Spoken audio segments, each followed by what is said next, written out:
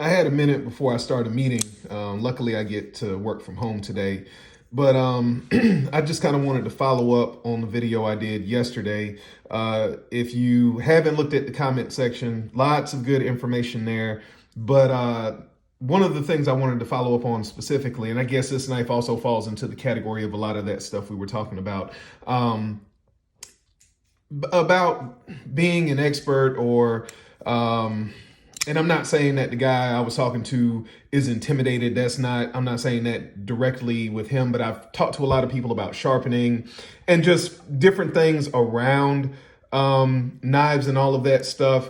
And even the steel stuff. I've talked about the Catra stuff several times, and I feel like there was a lot of information there, but I think it was a lot to take in. And I think that because of that, it didn't go as far as it should have. And a lot of things that came out of that afterwards have really impacted things more than the actual testing itself. But anyway, I'm rambling. So what I was talking about with that gentleman was just forget all of the technicals, forget all of the, he said, she said, they said, we said.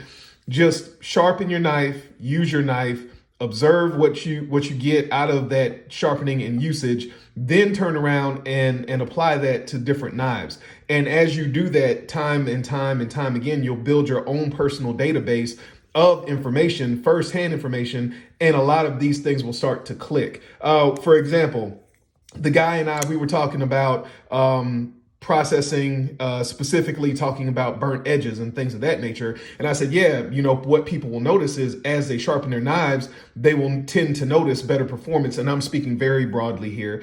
And he said, you know what? I have noticed that. So these are all things that you can notice yourself over time, and why I personally have kind of backed off of talking about Catra so in depth and talking more about stropping, sharpening, observation, things of that nature, talking to people about their observations, because I think that those things are really what's going to make the biggest difference in people gaining that knowledge and feeling comfortable gaining that knowledge without having to dive into some kind of a spec sheet or some in-depth conversation about the matrix of the steel and how that the austenite and the martensite and all that stuff. That's great if you're at that level. That's great if you have that level of interest. But a lot of things can be seen just simply by using, sharpening, and observing. And like I said, to bring it full circle, I guess this knife falls into that same category of what we've been talking about. This happens to be M390. This is a Jason Guthrie Scout, if you're not familiar, which I know this is a very popular knife. But this knife is an M390, and its main selling point is that it's ground so thinly, and you can kind of see that by how fine that bevel is there, how thin it is. But this knife, I believe it's around 60 HRC or so. So it's harder than most of your production stuff.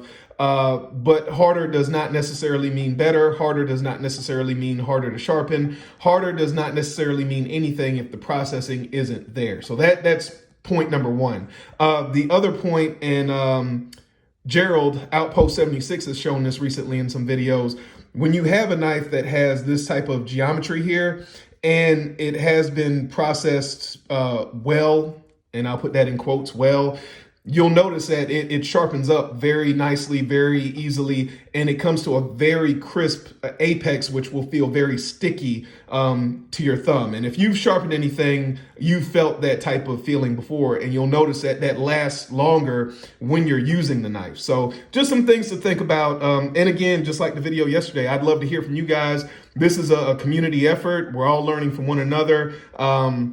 I guess if I had to say, back to the whole expert thing and all, if I had to say one thing, yes, I have gained some information from surrounding myself by people that are more knowledgeable than myself, even to this day. But I don't consider myself an expert. I consider myself more of a person that can kind of curate information and point people in the right direction. And if you've talked to me for any length of time and we've gotten onto some really in-depth things, you know I won't hesitate to point you in the direction of someone who can really, really, really drill down and give you that information, or you can go and watch their videos or look at their posts. So anyway, look forward to the comment section of this video, and I hope this was helpful to some extent.